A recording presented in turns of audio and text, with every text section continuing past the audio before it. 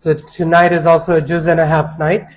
Safat we finished. Sad, we're going to start inshallah with Surah Sad today. Then we're going to do Surah Zumar, which is going to take us into Juz 24. And we are going to do Surah Ghafir in Juz 24. And we're going to start Surah Fussilat, but not quite complete it. We'll inshallah do that tomorrow. So let's just very, very quickly talk about Surah Safat first.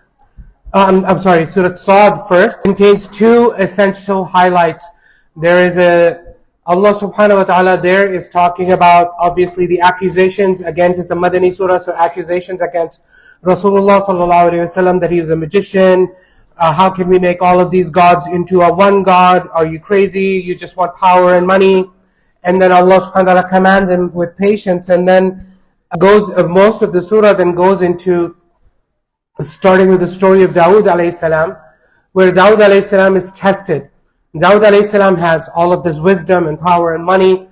The story of the two plaintiffs, two people who complained in front of Dawood alayhi salam that one wants the last of his sheep, the other brother, and Dawood alayhi salam made a hasty judgment, and Allah subhanahu wa ta'ala, then he asked forgiveness from Allah subhanahu wa ta'ala.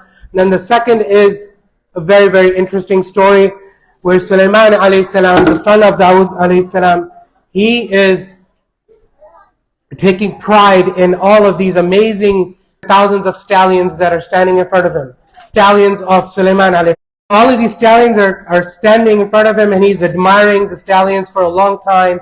He's like petting them and all of that. And lo and behold, he misses Asr. And then the sun sets, and then he's very regretful. There's multiple interpretations of that, but we'll just stick with this one. And then he asks tawbah from Allah subhanahu wa ta'ala. And another very vague instance is Sulaiman alayhi salam is also tested, and we don't really know a lot of the details. The tafsirs, they contain a lot of details, but we'll move on. And then he makes the famous dua, where oh Allah, give me the kingdom and the control like you have not given any single person in the whole world. So Allah subhanahu wa ta'ala gave him the control of the winds and the controls of the birds, and he can understand the languages, and he has access to these jinns who are the builders and the divers, and those builders and divers eventually end up making the masjid for him, the haikal it's called. And then there's a story of Ayub alayhi salam, where when he was sick and how he gets cured, where Allah subhanahu wa ta'ala, after many, many, many years, some people say a decade or more, Allah subhanahu wa ta'ala tells him to strike his feet, and just like, the Zamzam water came out, the similar kind of thing, strike his feet, and a cleansing drink and a cleansing wash comes out for him, and he gets cured, alayhi salam. That is majority of Surah Sad. And then we move into Surah Zumar. The Surah Zumar and the right after Surah Ghafir, they are mostly around worshipping Allah subhanahu wa ta'ala alone. Those are the main themes. One very, very famous ayah in Surah Zumar is the most open mercy. قُلْ يَا عِبَادِيَ الَّذِينَ أَسْرَفُوا عَلَىٰ أَنفُسِهِمْ لَا تَقْنَطُوا مِنْ رَحْمَةِ اللَّهِ.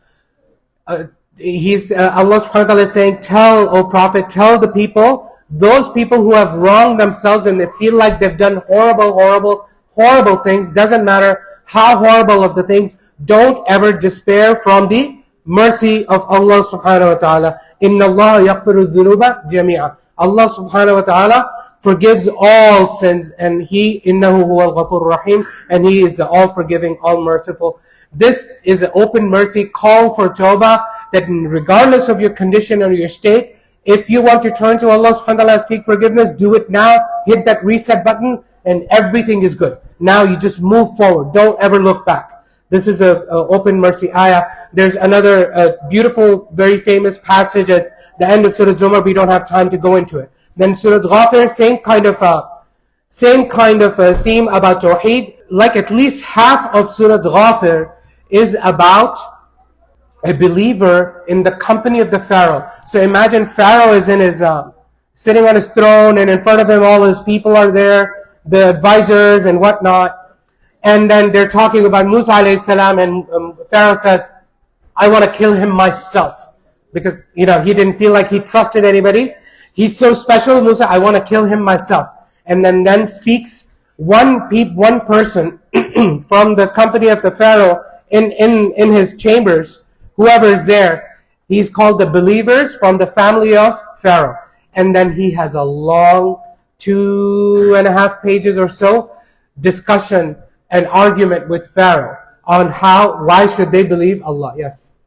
And then that is the majority of the surah. It's about Tawheed. And then the Surah Ghafir, in the beginning, Allah subhanahu wa ta'ala is talking about these angels that are known as the Hamalat al-Arsh. These are the ones carrying the throne of Allah subhanahu wa ta'ala. Those people, Allah subhanahu wa ta'ala tells us, they are making dua for the believers. And I just want to quickly cover just a couple of lines on that. And then we'll end, inshallah.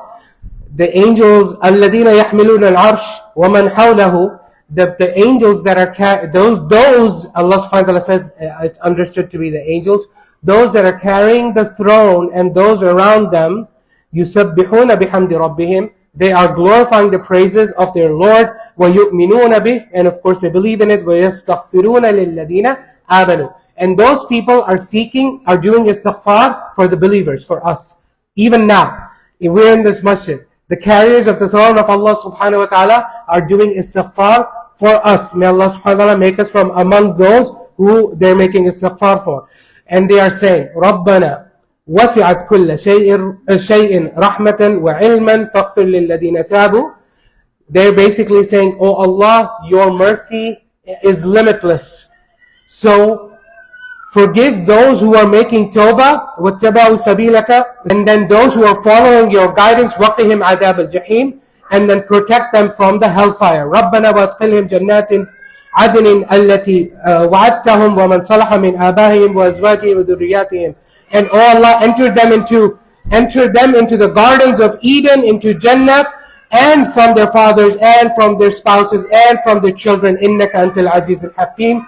وَقِهِمُ السَّيِّئَاتِ, and protect them from all kinds of sins. وَمَنْ تَقِ السَّيِّئَاتِ يَوْمَئِذٍ فَقَدْ رَحِمْتَ, and whoever is protected from sins, then Allah's mercy is upon them. وَذَلِكَ هُوَ الْفَوْزُ الْعَظِيمُ, and this is the tremendous achievement and the tremendous success. وَآخِرُ دَعْوَانَا الْحَمْدُ لِلَّهِ رَبِّ الْعَالَمِينَ. بَارَكَ اللَّهُ فِيكُم.